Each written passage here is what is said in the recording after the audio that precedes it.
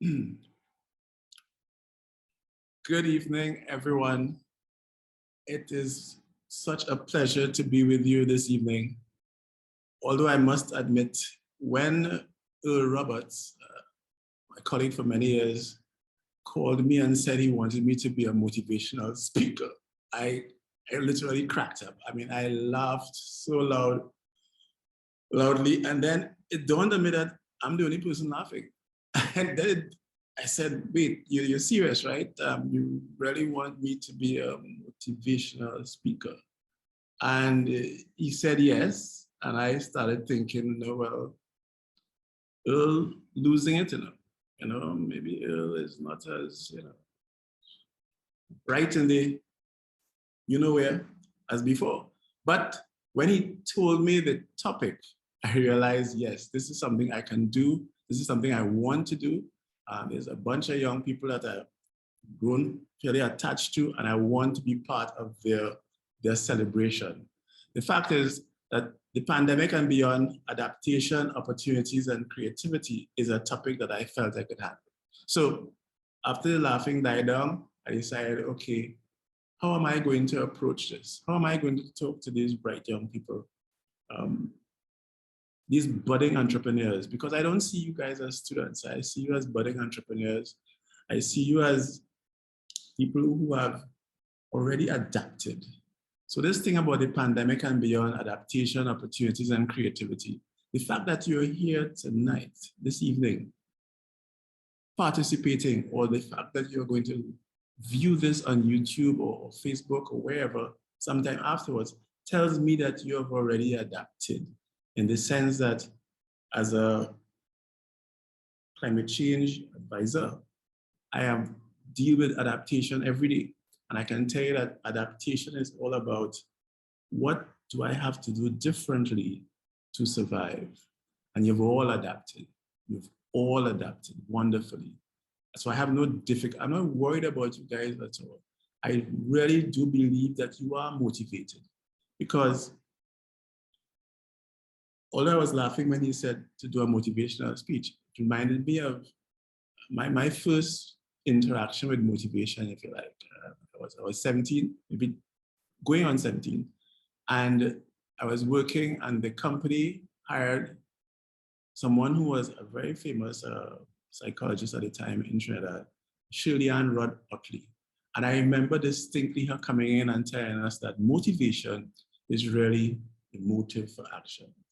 And every action that we take, there's a motive behind it. I mean, I don't doubt that you guys are motivated. The fact that your training may have been completed a month ago, a year ago, whatever were the motives you had to join, the motives you had to continue, they're still there. I mean, I remember mine as a youngster. Yes, I was young once.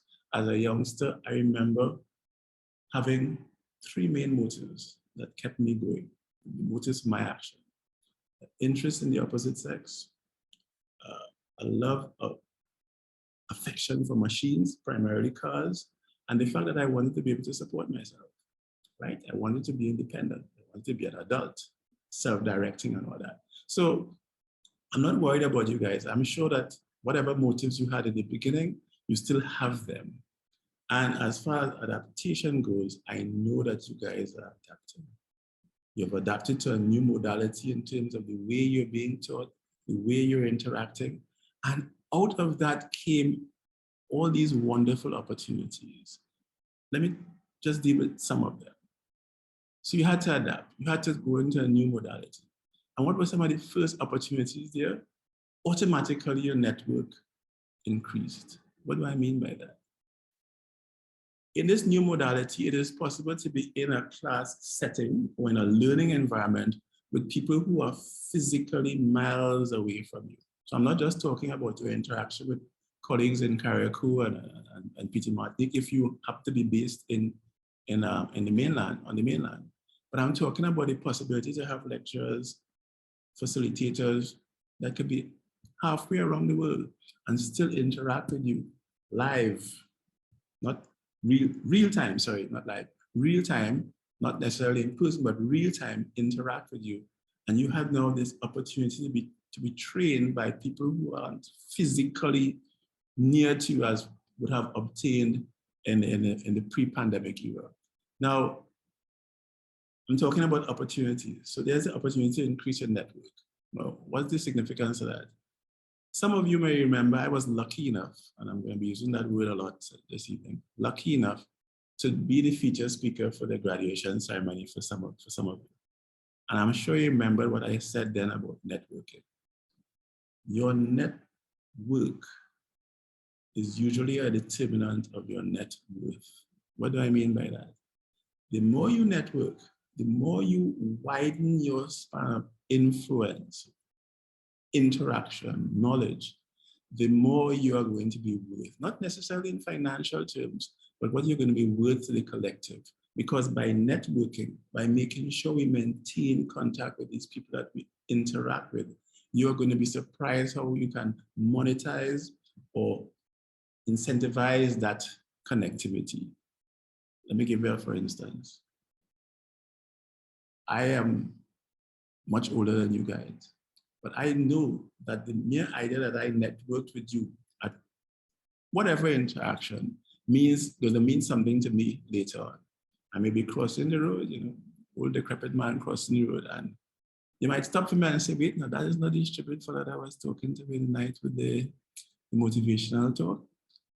And there, I benefit. So I'm not worried about the fact that your network is going to determine your net worth in terms of whether it be financial terms or whatever. So bear that in mind, that your network is going to partially determine your net worth. As I said, what you're worth to the society at large, not necessarily in financial terms. So you had this pandemic, you had to adapt, opportunities threw themselves up.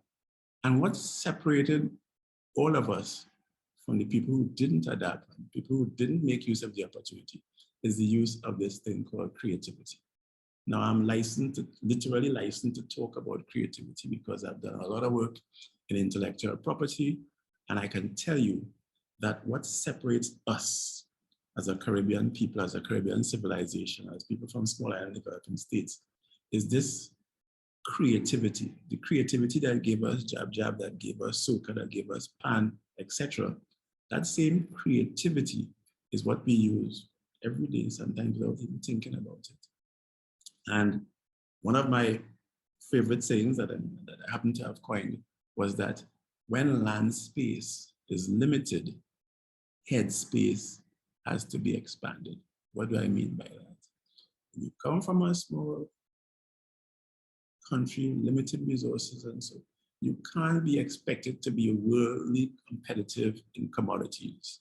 What you're going to be competitive with is in terms of your creativity and what you can produce as the creative output of the human mind, which is what intellectual property is all about. So whether it be music, whether it be culture, any aspect of it, tell me, I can assure you that there's hardly a dark cloud out there without a silver lining.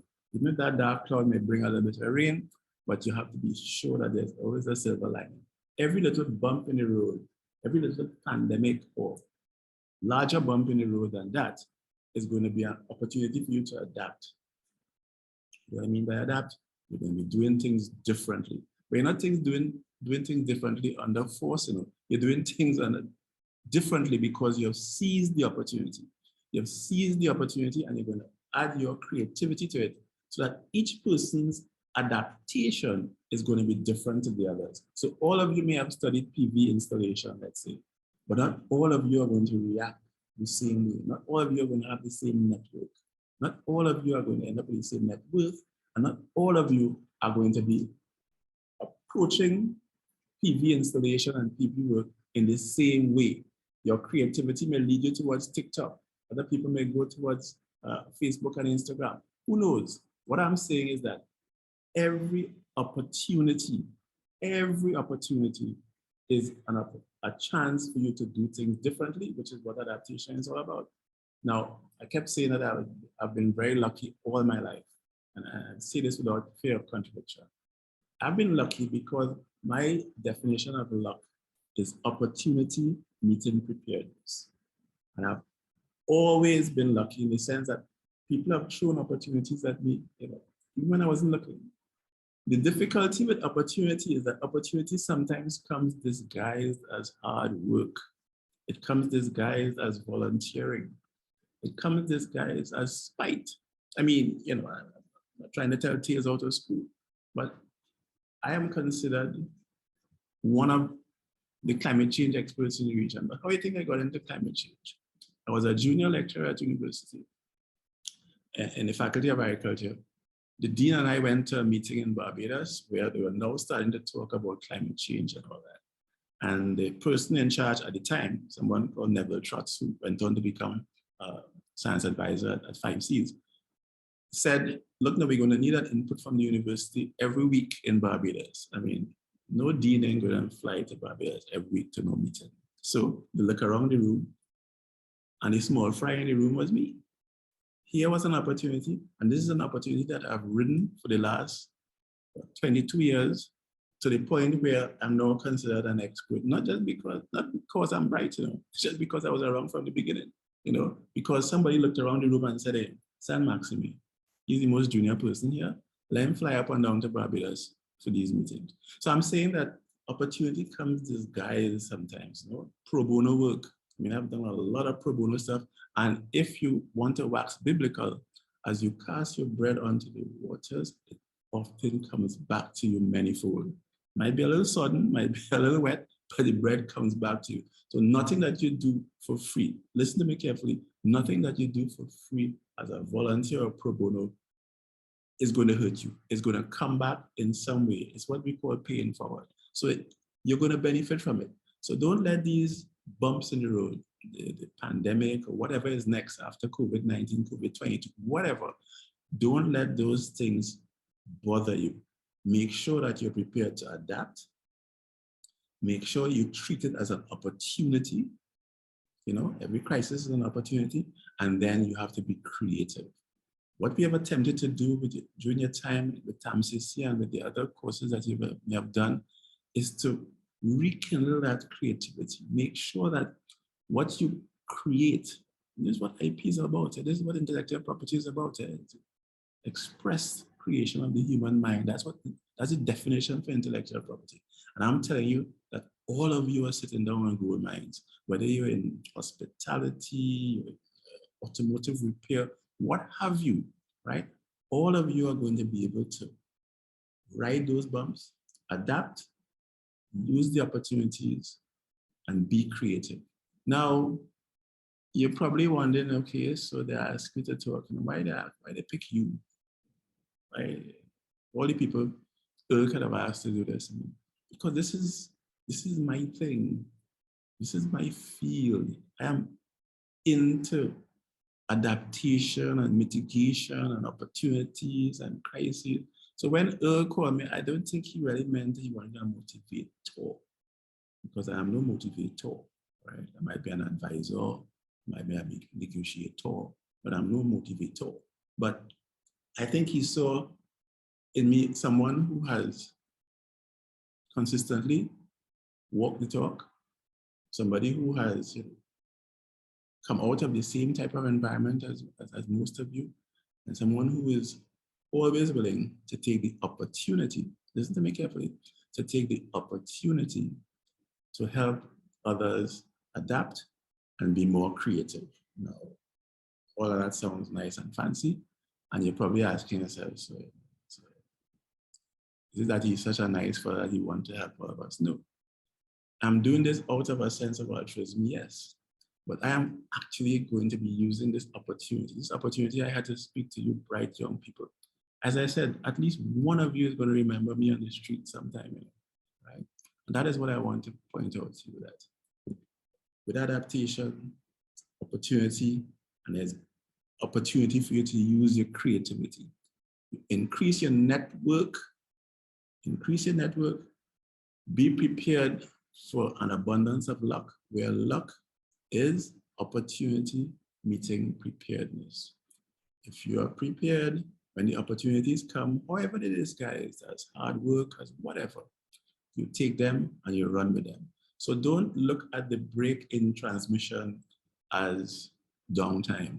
It was really time for you to adapt, for you to upgrade your skills in Zoom and Microsoft meetings, Microsoft meetings, or all of those other technologies that you may not have been focused on if you were still in face-to-face mode.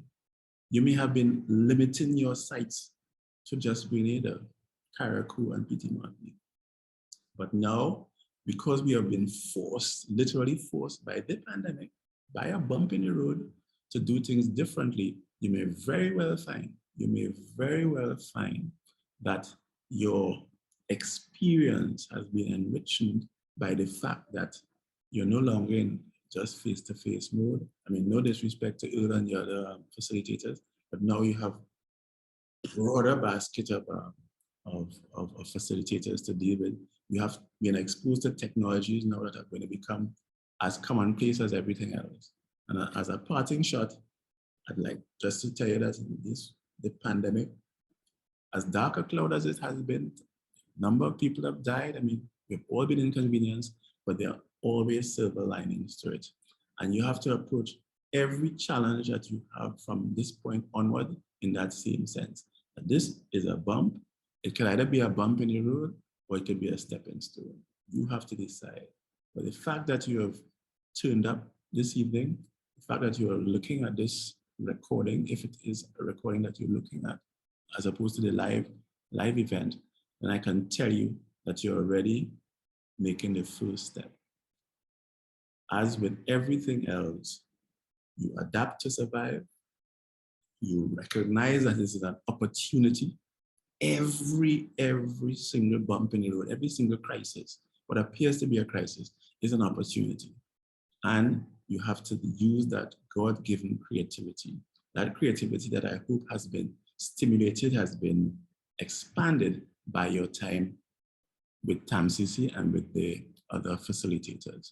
I thank you very, very, very, very much. I thank Earl for inviting me, even though I laughed in his face in the beginning. So, good evening.